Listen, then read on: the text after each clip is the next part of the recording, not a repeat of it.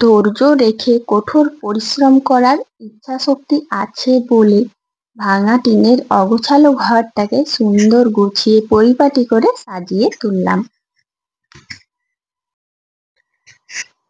শুধু পরিশ্রম করলেই হয় না, ধৈর্য ধরে যদি বুদ্ধি খাটিয়ে আমরা পরিশ্রম করি তাহলে সেই পরিশ্রমের ফল কিন্তু খুবই মধুর হয়। তো শুধু যে পরিশ্রম করব এমনটা নয়, পরিশ্রম কিন্তু করতে গেলে আমাদেরকে স্টেপ বাই স্টেপ বুদ্ধি খাটিয়ে একটু ধৈর্য রেখে করতে হবে। কারণ ধৈর্যই হচ্ছে আমাদের জীবনে সফল হওয়ার এক মূল মন্ত্র। আমরা যদি কোনো কাজেই পরিশ্রম করলেও যদি ধৈর্য না রাখতে পারি, হঠাৎ করে কোনো একটা কাজে পরিশ্রম প্রচুর করলাম কিন্তু ধৈর্য ধরে সাজিয়ে গুছিয়ে আস্তে সুস্তে যদি কাজটা না করি তাহলে কিন্তু আমাদের পরিশ্রমটা বিফলে যায়। তো দেখো বন্ধুরা, সকাল সকাল কিন্তু আমি এই উনুন চালটা পরিষ্কার করে নিচ্ছি। আর জানো তো, প্রত্যেক দিনেই সংসারের কাজকর্ম করতে গিয়ে এই জায়গাটা ঠিক করে পরিষ্কার করা হয় না। তো আজকে দেখলাম বেশ কয়েকদিন করা হয়নি পরিষ্কার, তাই আজ করে নিলাম। তো এখন চলে এসেছি বাড়ির ভেতরটা। জানো তো বন্ধুরা, আমাদের সংসারে আমরা যতই ঘরদুয়ার পরিষ্কার করি না কেন, পরিচ্ছন্ন রাখি না কেন, কোনো একটা সময় হঠাৎ হঠাৎ মাঝে মধ্যে এমন এক দুদিন যায় যখন দেখা যায় পরিষ্কার পরিচ্ছন্ন করার পরও আমাদের ঘরদুয়ারের এমন অবস্থা হয় মনে হয় যেন কতদিন পরিষ্কার হয়নি। আর কথায় আছে না যে ভাঙতে সময় লাগে না, গড়তে কিন্তু অনেক সময় লাগে। ঠিক সেই রকম জিনিস, যে আমাদের সাজিয়ে গুছিয়ে পরিপাটি করতে অনেকটাই সময় লাগে যে আমরা একটা জিনিস পরিষ্কার পরিচ্ছন্ন করে রাখবো, কিন্তু সেই জায়গায় দাঁড়িয়ে এলোমেলো নোংরা অপরিষ্কার করতে কিন্তু 2 মিনিটও সময় লাগে না। হ্যাঁ, হয়তো জিনিসগুলো সেরকম কিছু না, একটু সাজিয়ে গুছিয়ে করে যদি রাখি তাহলে দেখবে সেই একই জিনিসের মধ্যে রাখলে ঘরের সৌন্দর্য দ্বিগুণ বেড়ে যায়। তো আমি এখন দেখো এই যে ঘরের যা অবস্থা হয়েছিল, তাই চারিপাশের আম, চালের বস্তা, বাসন ঝুড়ি কোনো কিছুই না ঠিকঠাক ভাবে রাখতে পারছি না। সব যেন মনে হচ্ছে ঘরের জিনিসপত্র এলোমেলো হয়ে গেছে, আমি যেন নতুন বাড়ির মধ্যে ঢুকেছি, কিংবা হয়তো বলতে পারি যেন কালকে কেউ যুদ্ধ চালিয়েছে। তাই ঘরের অবস্থা এইরকম। তাই সকালে ঘুম থেকে উঠেই না এই অবস্থা দেখেছিলাম, তবু সংসারের টুকটাক কাজকর্ম করে নিয়েছি। আর এখন চলে এসেছি এই অগোছালো ঘরটা ঠিক করতে। আর প্রথমেই ঠিক করছি বাসনগুলো দিয়ে। জানো কি বন্ধুরা, আমাদের তো অনেকজন বাড়িতে, তাই জানো তো বাসন ঝুড়ি একটাই। আর সব বাসনগুলো একটা ঝুড়িতে রাখতে হয়, যদি গুছিয়ে না রাখি না এলোমেলো থাকে। আর এদিকে দেখো, আমার ছেলে কালকে রাত্রি না বিকেল বেলায় ঝড় দিয়েছিল, আম কুড়িয়েছিল। আর ছোট বাচ্চা ফাটা পচা বা যেরকমই হোক না সব আম কুড়িয়ে রেখেছে। তো তার আনন্দটা যাতে মাটি না হয় সেই জন্য বললাম আচ্ছা ঠিক আছে সব কুড়ো আর রাখ। আর টেবিলের উপরে রেখেছে, তো পুরো টেবিলটা জুড়ে এত নোংরা লাগছিল না, তাই ভাবলাম আমগুলো ঠিকঠাক করে গুছিয়ে নিই, যেগুলো ভালো আছে ঠিক করি আর যেগুলো খারাপ আছে ফেলে দেবো। আর কিছু তো বাচ্চাদেরকে দিয়েই দেওয়া হয় যারা বাড়িতে আসে। আবার এদিকে চালের বস্তাও রয়েছে বড় বড়। তো জানো তো, জিনিসগুলো ছড়িয়ে এলোমেলো হয়ে আছে বলে এতটা নোংরা মনে হচ্ছে। তো ভিডিও শুরু করার আগেই বড়দের জানাই প্রণাম, ছোটদের জন্য রইল অনেক অনেক ভালোবাসা। আজকে মিষ্টির একটা সুন্দর দিনে মিষ্টি একটা ছোট্ট ব্লগ নিয়ে তোমাদের সামনে চলে এসেছি। তো আমার চ্যানেলে যারা নতুন এসেছে, তোমাদের যদি ভিডিওটা ভালো লাগে অবশ্যই কিন্তু পাশে থেকো। এই কোদালটা দিয়ে কালকে বাগানে কাজ করতে করতে কান্না মনে হয় পরশু, তো তোমাদের দাদাভাই কাজ করছিল খুলে গিয়েছে। আর তাড়াহুড়োর সময় দেখো গ্যাসের টেবিলের নিচেই রেখেছে। তো ওই জায়গাটা না পরিষ্কার না করলে একদম ভালো লাগছিল না। আর আজকে যখন সুযোগ পেলাম যে এই রুমটা যখন পরিষ্কার করছি, তাই ভাবলাম যে কোদালগুলো গুছিয়ে রেখে দিই। আর কোদালগুলো গুছিয়ে দিয়েছি, ওদিকে চালের বস্তাও কিন্তু গোছাতে হবে। তো চালের বস্তাটা এখনো সরাইনি, আগে ভাবলাম বাকি চারপাশটা ঝাড় দিয়ে দিই, দিয়ে ধুলাগুলো বের করে দিই। তো জানো তো বন্ধুরা, একটা জায়গা পরিষ্কার করতে গেলে জিনিসগুলো আমরা পরে গোছালেও হয়, কিন্তু জিনিসগুলো সরিয়ে তার নিচে যে ময়লা থাকে, ওপরে সাইডে ময়লা থাকে, সেগুলো আগে পরিষ্কার করে নিতে হয়।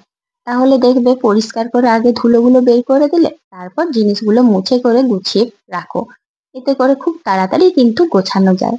আর আমি এই গোছানোর ব্যাপারটা কিন্তু তাড়াতাড়ি একটু ধৈর্য ধরে করি। তো ধৈর্য বলতে কি, দুবার করতে হয়। প্রথমে একবার জিনিসগুলো থেকে বালি ময়লা যা থাকে বের করে নিই। এই যে দেখো বন্ধুরা, আমার তো ঝাড় দেওয়া হয়ে গেছে আর জিনিসগুলো সব এখন মুছে মুছে সাজিয়ে নিচ্ছি। ঝাড় দিলে কি হলো সুবিধাটা, বাকি চারিপাশে যা ময়লা ছিল বের করে দিলাম, আর আমার হাতে পায়ে কৌটোতে কোথাও ময়লা লাগলো না। এতে করে বাকি জিনিসগুলো ঠিকঠাক পরিষ্কার করে রাখা যায়।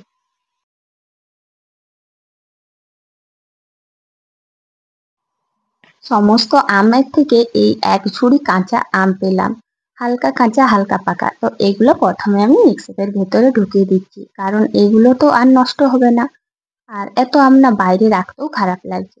তো ভাবলাম যে এই আমগুলো কাঁচা যখন ভেতরে থাকুক, আর এইখানে রয়েছে সমস্ত পাকা আম। তাই আমি ভাবছি সমস্ত পাকা আমের মধ্যে কিছু বাড়িতে রেখে দিই, আর কিছু আম একটা জায়গার মধ্যে করে দিই। যদি বাড়িতে কেউ আসে বা রাস্তায় পেরোই, যাদের আম গাছ নেই তাদেরকে দিয়ে দেবো। তো আমের কিছুটা কাজ করার পর ছেলে এসেছিল, তাই ছেলেকে বললাম এই চালের বস্তাটা ধরে দিতে। তো রেশন ছিল, তো রেশন তোলাও হয়েছিল, কিন্তু এই চাল বস্তাটা তোমার দাদাভাই এইখানেই রেখেছে। আর কাজের চাপে জানো তো সরানো হয়নি। কিন্তু সমস্যা হয় সব থেকে বেশি আমাদের সুগৃহিণীদের এটাই সমস্যা হয় যে সংসারের সমস্ত দিকটাই দেখতে হয়। এমনকি ছেলেদের যে দায়িত্বগুলো থাকে সেগুলোও অনেক সময় আমাদেরকে করতে হয় বাধ্য হয়ে। তো দেখো তোমাদের দাদাভাই না সরালেও যেহেতু আমার সমস্যা হচ্ছে, আর দেখতেও বাজে লাগছে যে রাস্তায় বস্তা, তাই ছেলেকে একটু সাহায্য করতে বললাম। ছেলে আর আমি দুজনে মিলে দুটো বস্তায় সরিয়ে দিচ্ছি।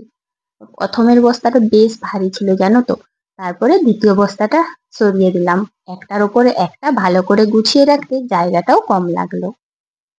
এখন মিক্সেপের ওপরে যে তাকটা দেখতে পাচ্ছ, ওটাতে আমার কাঁচের যে জিনিসগুলো ছিল দুটো গ্লাস বের করেছিলাম, তাই দুটো গ্লাস ঢুকিয়ে ভালো করে কাঁচটা পরিষ্কার করে দিলাম। এই ঘরটার মধ্যে সবচেয়ে বেশি অগোছালো ছিল আমগুলো, তাই যে আমগুলো ভালো সেগুলো বস্তার উপরে রেখে দিচ্ছি। আর ওই যে আনারসটা রয়েছে বেশ কদিন ধরেই রয়েছে, ভাবছি যে আনারসের একটু চাটনি করব, কিন্তু জানো তো সময় সুযোগ হয়ে উঠছে না। আর সময় সুযোগের থেকে সবচেয়ে বেশি হচ্ছে আম রয়েছে, আমের সাথে চাটনিটা সেই জন্য রয়ে গিয়েছে। তো এখন ঘরটা ভালো করে গুছিয়ে চলে এসেছি কাঁচা ধোয়ার ব্যাপারে। এখনো কিছু গোছানো বাকি রয়েছে।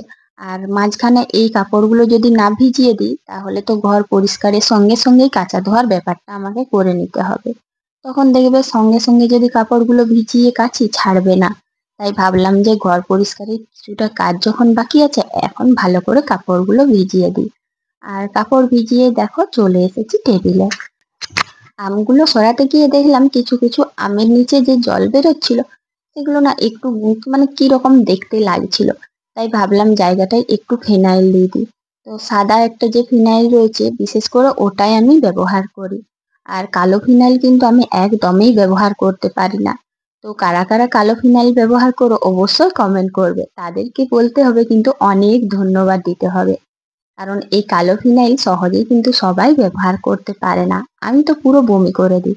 আর এই সাদা ফিনাইলটা একটু লেবুর গন্ধ থাকে সেই জন্য পরিষ্কার করতে পারি।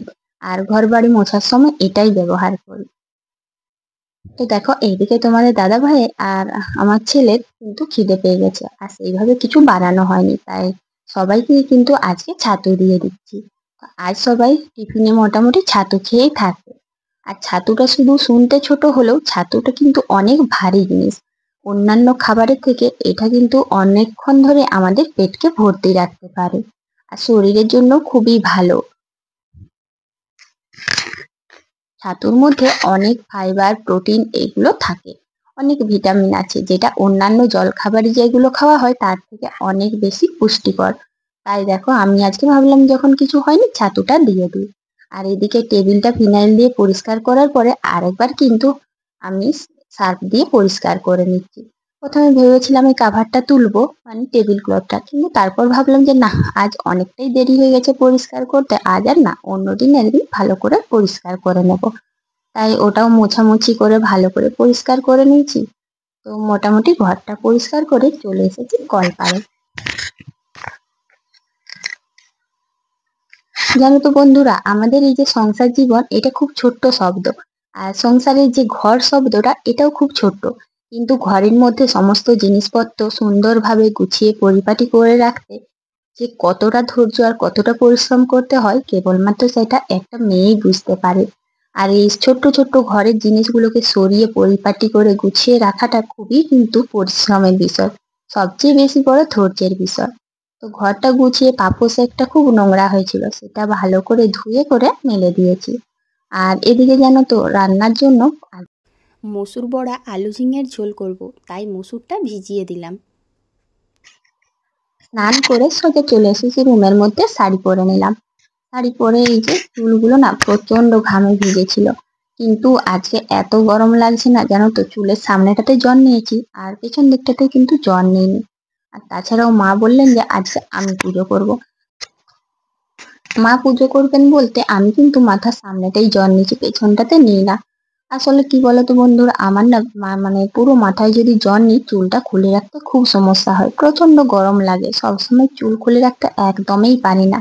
আর চুলে যদি জল থাকে চুল না খুলে রাখি তাহলে কিন্তু চুলে গন্ধ ছাড়বে।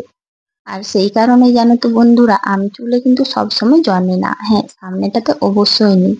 তো যাই হোক, চুলগুলো এখন ভালো করে বেঁধে নিচ্ছি। যে গরম পড়েছে এতে কিন্তু অস্বস্তি প্রচুর হচ্ছে আমার।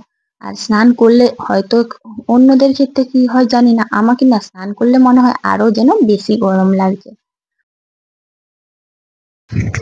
স্নান করে এসে এই জানালাগুলো বন্ধ করে দিয়েছি।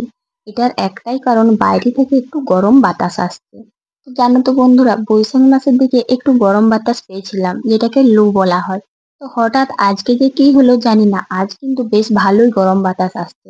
তো আমি মনে মনে ভাবছিলাম যে আজকে যখন আমি ঘর বাড়িটা একটু পরিষ্কার করছি, অগোছালো ঘরটা ঠিক করছি, আজকেই এত গরম হতে হলো, তো কি করব। তো যাই হোক, একটা কাজে যখন নেমেছি ধৈর্য ধরে তো পরিশ্রম করে কাজটা আমাকে শেষ করতেই হবে। আর ঘরটা ভালো করে পরিষ্কার করার পর জানো তো, স্নান করতে যাওয়ার আগে এই টেবিল ক্লথটা ভালো করে সার্ফ দিয়ে ভিজিয়ে শুকনো হতে দিয়েছিলাম। তো এসে দেখি বাইরে না কুমড়ো পাতাগুলো কিরকম ঝিমে রয়েছে, তো কিসের জন্য ঠিক বুঝলাম না, যে গরু ছাগলে খেয়েছে না কেউ পা দিয়েছে। তো যাই হোক বন্ধুরা, দেখো এখন কিন্তু আমার রান্না বান্না হয়ে গেছে আর জামা কাপড়গুলো তুলে নিয়ে চলে এসেছি, শুকনো হয়ে গিয়েছিল। এখন খাওয়া দাওয়া করব। তো আজকের এই ছোট্ট ব্লগটা আমার বন্ধুদের কেমন লাগলো অবশ্যই কমেন্ট করে জানাবে।